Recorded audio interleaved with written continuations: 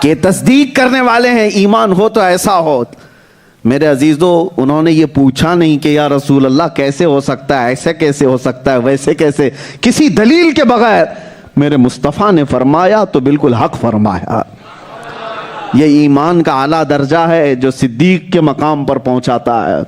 عزیزان گرامی وقار، آج بھی لوگ چون چرا میں 1400 سال گزار چکے ہیں، مگر صدیق کا ایمان ملنا آسان نہیں ہے۔ اسی لیے میں نے شروع میں کہا معراج کا سفر دیکھنے کے لیے ابو جہل کا چشمہ نہیں، صدیق اکبر کا چشمہ ہونا چاہیے۔ ان نظروں سے دیکھو تو ہر مرحلہ معراج سمجھ میں آ جائے گا۔ پہلا سفر، 3 سفر ہیں میرے آقا کے، ایک تو مسجد حرام سے مسجد اقصیٰ تک، یہ زمینوں کا سفر ہے۔ دوسرا سفر ہے مسجد اقصیٰ سے لے کر آسمانوں کا سفر، یہ آسمانی سفر ہے۔ تیسرا سفر ہے جہاں آسمان بھی ختم زمین بھی ختم، وہ لامکاں کا سفر ہے، جگہ کا نام ہی نہیں ہے، پورا پچھم اتر دکھن کچھ نہیں وہاں پر۔ یہ سمتیں کہاں پر ہوتی ہیں؟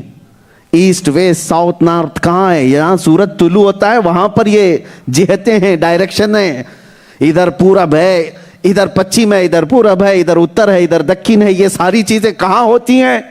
جہاں سورج طلوع ہوتا ہے۔ میرے آقا وہاں چلے گئے جہاں سورج بھی نہیں، چاند کی بھی رسائی نہیں، جہاں پر ڈائریکشن ہی نہیں، تو اسی لیے اس کو کیا کہا گیا؟ لامکان، یعنی جس جگہ کا نام ہی نہیں۔ جگہ وہ ہوتی ہے جس کا کچھ نام ہو۔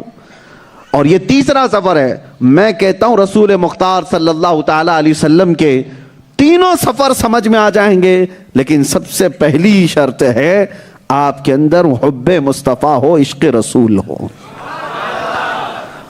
ہاں، اسی لیے بخاری شریف میں بھی واقعات بخاری موجود ہیں، لیکن پتہ نہیں وہ لوگ پڑھ کر کے ابھی تک کیوں ان پڑھ ہیں، پڑھ کر کے بھی ان پڑھ ہیں جو بخاری بھی پڑھتے ہیں۔ اسی لیے مشہور ہے، یہ کہا گیا ہے بے عشق مصطفیٰ جو پڑھتے ہیں بخاری، آتا ہے بخار ان کو آتی نہیں بخاری۔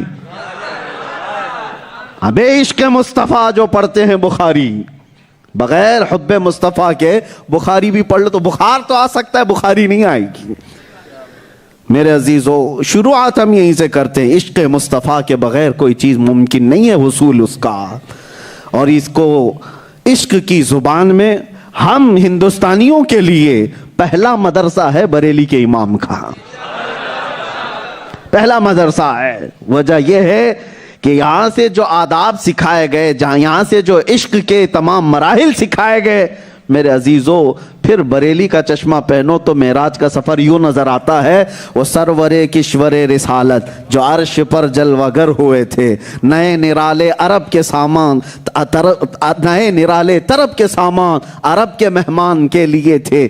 یہاں زمین پر وہاں فلک پر رچیتی مچیتی دھومیں، ادھر سے انوار اٹھتے آتے، ادھر سے نفحات اٹھ رہے تھے۔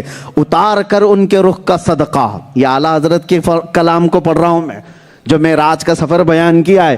اتار کر ان کے رخ کا صدقہ، وہ بٹ رہا تھا نور کا باڑا، کہ چاند سورج اچھل اچھل کر جبیں کی خیرات مانگتے تھے، کہ چاند سورج اچھل اچھل کر جبیں کی خیرات مانگتے تھے۔ وہی تو اب تک چھلک رہا ہے، وہی تو جوبن ٹپک رہا ہے، وہی تو اب تک چھلک رہا ہے، وہی تو جوبن ٹپک رہا ہے۔ نہانے میں جو گرا تھا پانی، کٹورے تاروں نے بھر لیے تھے۔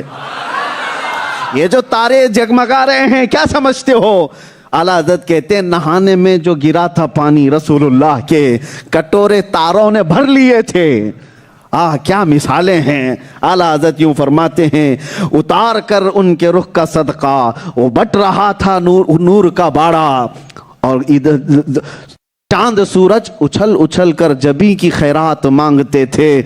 اور پھر وہی تو اب تک چھلک رہا ہے، وہی تو جوبن ٹپک رہا ہے، کہ نہانے میں جو گرا تھا پانی، کٹورے تاروں نے بھر لیے تھے۔ بچا جو ان کے تلووں کا دھون، بچا جو تلووں کا ان کے دھون، یہ دیکھو مثالیں، بچا جو تلووں کا دھون، بنا وہ جنت کا رنگ و روغن، بچا جو تلووں کا ان کے دھون، بنا وہ جنت کا رنگ و روغن۔ اور اعلیٰ حضرت نے اس کو کیوں فرمایا؟ ضیائیں کچھ عرش پر آئیں کہ ساری قندیلیں جھلملائیں. ارے حضور خورشید کیا چمکتے. خورشید کس کو کیا کہتے ہیں؟ خورشید سورج کو کہتے ہیں. اعلیٰ حضرت کہتے ہیں ارے حضور خورشید کیا چمکتے، حضور خورشید کیا چمکتے کہ ستارے منہ اپنا دیکھتے تھے. حضور پاک صلی اللہ تعالی علیہ وسلم کی. اور پھر پورا سفر معراج اعلیٰ حضرت ایک شعر میں بیان کرتے ہیں. کون سمجھ پائے گا؟ لوگ ابھی اس میں ہیں کہ رسول اللہ کا اتنا پاور، رسول اللہ کی اتنی طاقت، وہ کیسے گئے، کہاں گئے. یہ سب سمجھنے کے لیے ایک چیز سمجھنا ہوگا آپ کو، تم نے رسول اللہ کی حقیقت کو کہاں سمجھا. خود میرے آقا فرماتے ہیں میری حقیقت کو میرے رب کے سوا کوئی نہیں جانتا. تمہاری عقل وہاں تک نہیں گئی جو رسول اللہ کی حقیقت کو سمجھ سکے. لیکن بریلی کا امام یوں سمجھاتا ہے وہی ہے اول، وہی ہے آخر، وہی ہے ظاہر، وہی ہے باطن. کون؟ رسول اللہ کی ذات. وہی ہے اول، وہی ہے آخر، وہی ہے ظاہر، وہی ہے باطن. اب پورا معراج کا سفر اللہ تعالیٰ کو اگر تم مانتے ہو کہ وہ بادشاہ اعظم ہے، ہر طاقت و قوت کا مالک ہے، تو سنو اسی کے جلوے. کس کے؟ اللہ کے. اسی کے جلوے، اسی سے ملنے، اسی سے اس کی طرف گئے تھے. ہاں کمال پورا میرے رب ذوالجلال کا ہے. ارے رب تعالیٰ اگر چاہے تو صدیوں کا سفر وہ منٹوں میں کراتے ہیں. کیا اس کے لیے بھی ناممکن بات ہے؟ تم حضور کی طاقت پر جھگڑا کر رہے ہو. ارے رب کی طاقت ہے. اسی لیے قرآن میں اللہ نے یہ نہیں کہا کہ میرے محبوب نے سفر کیا. معراج کے سفر کو اللہ نے یوں نہیں بیان کیا کہ محمد صلی اللہ تعالی علیہ وسلم اٹھے اور مسجد حرام سے مسجد اقصی آسمانوں کا سفر کیے اور واپس آ گئے. نہیں، رب تعالیٰ فرماتا ہے سبحان الذی، پاک ہے وہ ذات جس نے سفر کرایا. یہ نہیں کہا کہ محمد صلی اللہ علیہ وسلم نے سفر کیا، بلکہ رب کیا فرماتا ہے؟ پاک ہے وہ ذات جس نے سفر کرایا. اس کے کرانے پر بھی کسی کو شک ہے تو بتاؤ، پھر تمہارا ایمان ہی کہاں ہے؟ اس کا سفر کرانا اللہ نے بیان کیا. پاک ہے وہ ذات جس نے سفر کرایا اپنے بندے خاص کو رات کے کچھ حصے میں مسجد حرم سے مسجد اقصی تک. تو اس کی طاقت میں تو کوئی جھگڑا نہیں ہے. رب تبارک و تعالیٰ اس کام کو فرما رہا ہے یہ میں نے کرایا ہے. اور اسی وجہ سے میرے عزیزو اس واقعے کو سمجھنے کے لیے سب سے پہلے میں آپ سے یہ کہہ رہا ہوں کہ عشق کی نگاہ ہو اور سمجھ بوجھ سے کام لے تو آدمی گمراہ نہیں ہوگا.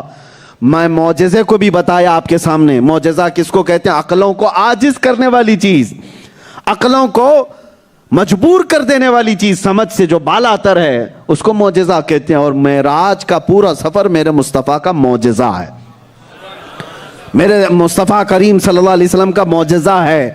اب دو چند یہاں پر باتیں ہیں جو عقیدے سے تعلق رکھتی ہیں. یہ کہہ کر کے ہم آگے گزرتے ہیں. میں نے سب سے پہلے کیا جملہ کہا؟ آج ہماری عید کی رات ہے یا نہیں مسلمانوں؟ کیوں؟ لوگ ابھی بھی سوال کریں گے یہ کیا ہے آج کی رات، یہ سنی لوگ جاگتے ہیں، مسجدوں کو روشن کرتے ہیں، تمہیں کیا لینا دینا؟ ہم ہمارے نبی پاک صلی اللہ علیہ وسلم کی ہر بلندی پر خوشیاں مناتے ہیں. تمہارے گھر میں کوئی چور بیٹا پیدا ہو تو تم برتھڈے میں پتہ نہیں کتنے دھوم دھڑاکے کرتے ہو. ہاں پتہ بھی نہیں ہو کہ بیٹا بڑھ کر کے کیا بننے والا ہے، چور بنے گا کہ ڈاکو بنے گا، تمہیں خبر بھی نہیں. لیکن بچوں کے پیدا ہونے پر تو الگ خوشیاں ہیں. اور یہ کائنات کے وہ آقا و مولا جس کو اللہ تعالیٰ نے ہم پورے غریبوں پر رحمت بنا کر بھیجا ہو، اس نبی رحمت صلی اللہ تعالیٰ علیہ وسلم کا ہر دن ہمارے لیے عید کا دن ہے. نبی پاک صلی اللہ تعالیٰ علیہ وسلم کی ہر نشانی ہمارے لیے باعث برکت ہے.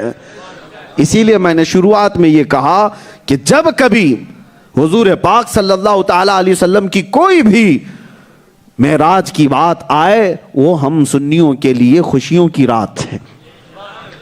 ہاں اب نبی پاک صلی اللہ تعالیٰ علیہ وسلم کو 20 رمضان المبارکہ کے دن مکہ فتح کر کے عطا کیا گیا کہ نہیں؟ فتح مکہ کی تاریخ ہے، مکہ فتح ہو گیا. میں آپ کو بتاؤں آپ کے باپ کو کسی جگہ اہم نوکری لگ جائے آپ کے لیے